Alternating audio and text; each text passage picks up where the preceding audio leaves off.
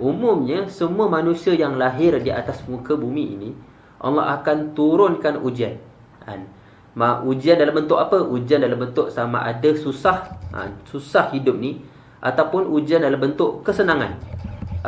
Dia kaya, dia mudah dapat tu, dapat ni, itu adalah ujian juga. Jadi dua ujian.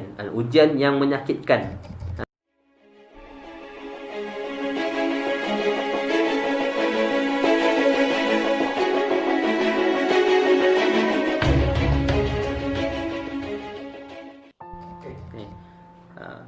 Bismillahirrahmanirrahim. Assalamualaikum warahmatullahi wabarakatuh.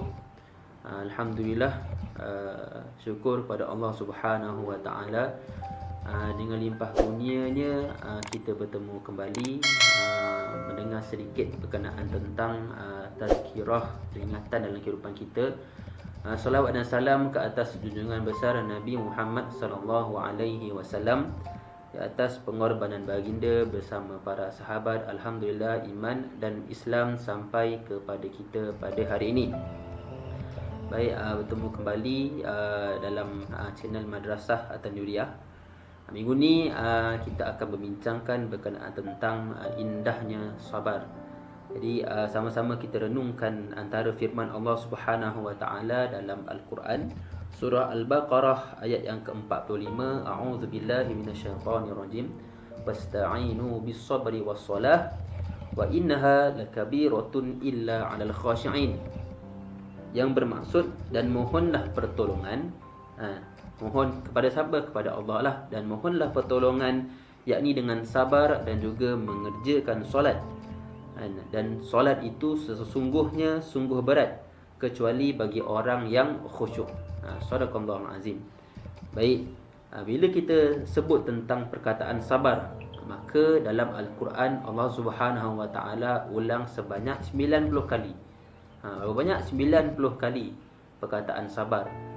Nak beritahu betapa pentingnya sifat sabar ni berada dalam hidup kita, berada dalam diri kita. Sifat sabar yang ada pada para anbiya, sifat sabar yang ada pada para sahabat, sifat sabar yang ada pada para salafus soleh.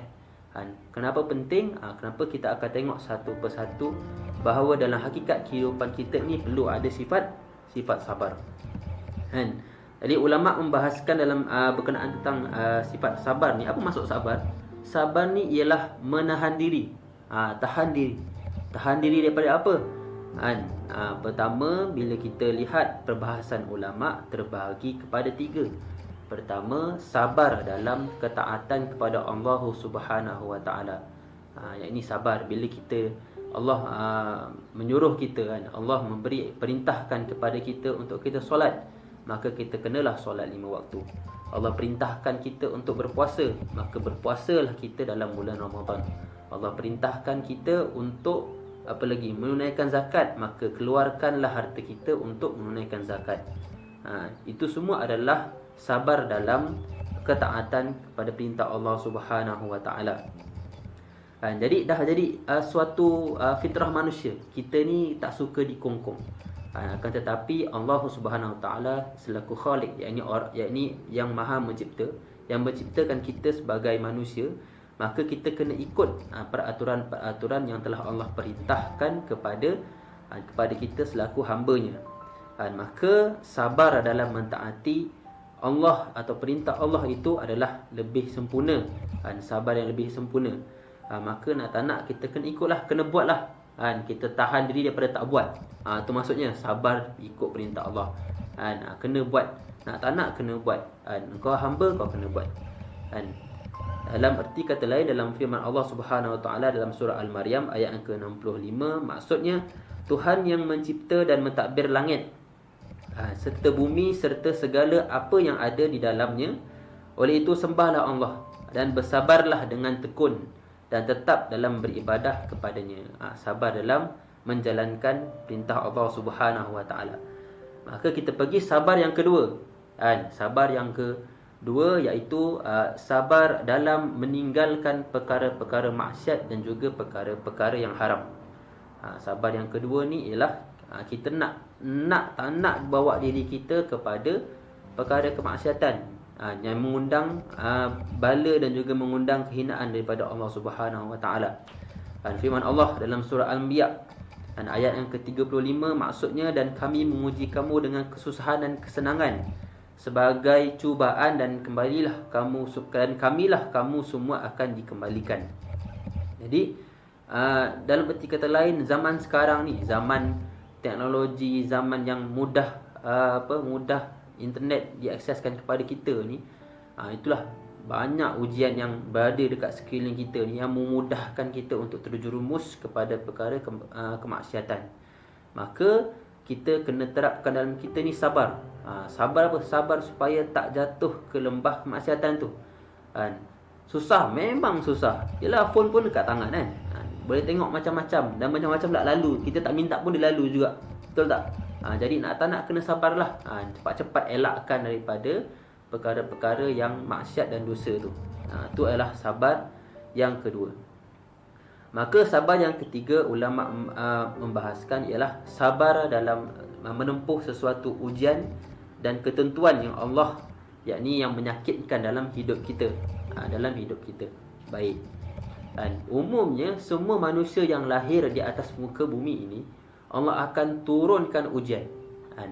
Ujian dalam bentuk apa? Ujian dalam bentuk sama ada susah hidup ni, ataupun ujian dalam bentuk kesenangan. Dia kaya, dia mudah dapat tu, dapat ni, itu adalah ujian juga. Jadi dua ujian. Ujian yang menyakitkan.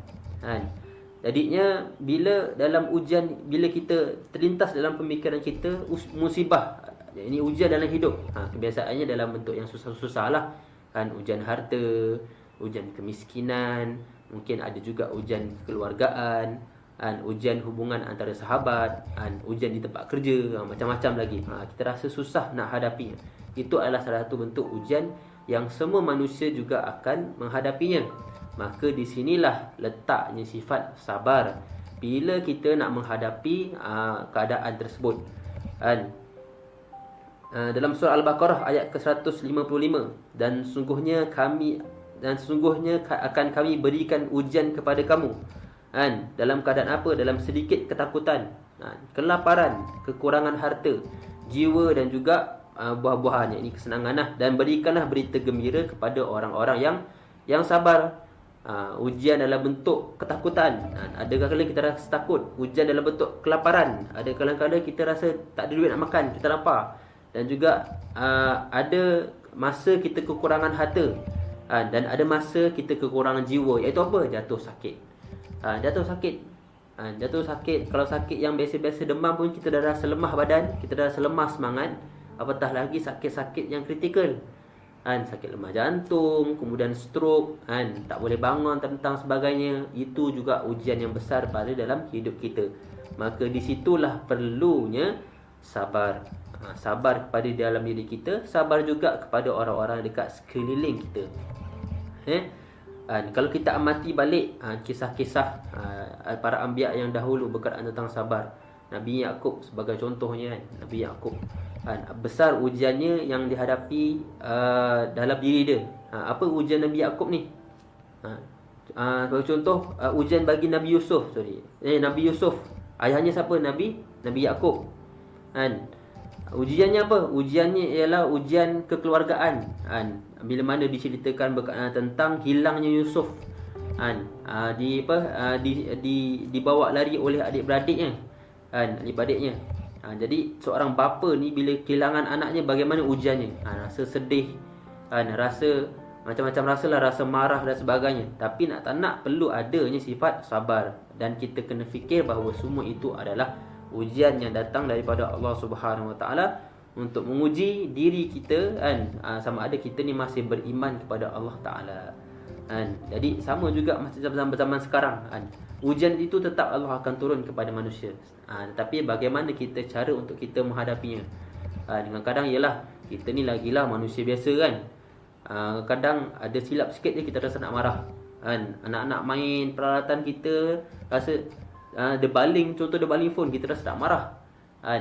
Antara lain kalau kita tengah beratur panjang, ni musim Covid tengah beratur panjang nak beli makanan, tiba-tiba ada orang potong kita, mesti kita rasa nak marah, betul tak?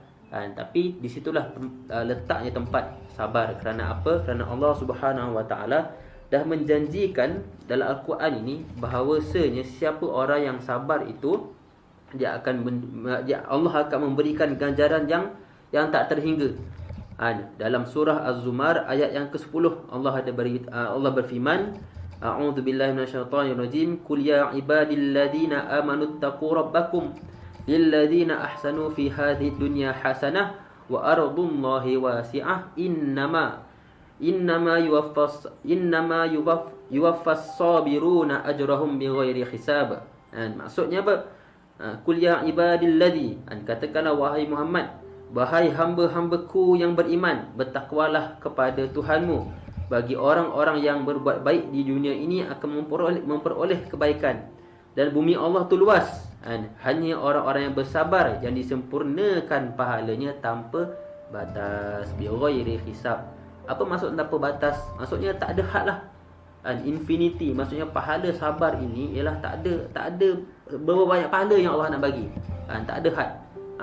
Maka kita dapat lihat indahnya sabar dalam hidup kita. Kita kena fikir begitulah. Ada hujan, rasa susah, ya Allah, sabar. Dan sabar pula bukan maksud kita kena berputus asa, tak. Kita kena berusaha untuk keluar daripada permasalahan tersebut.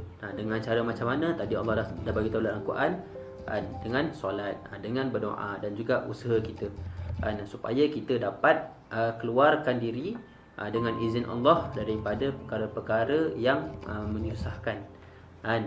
Moga, sebab tu biasa dalam hidup kita ni kita perbanyakkan doa. Banyakkan doa apa? Doa untuk memudahkan urusan. Doa mudahkan urusan lah. Mudahkan urusan kita, mudah urusan orang lain. Okey, setakat itu saja perkongsian daripada saya. Apa yang saya sebut, apa yang saya kongsikan dalam video hari ini, semuanya adalah berbalik kepada peringatan untuk diri saya sendiri, dan juga moga-moga bermanfaat bagi siapa yang mendengar ni. Baik, aku liqauli hadza astaghfirullahalazim li wa lakum.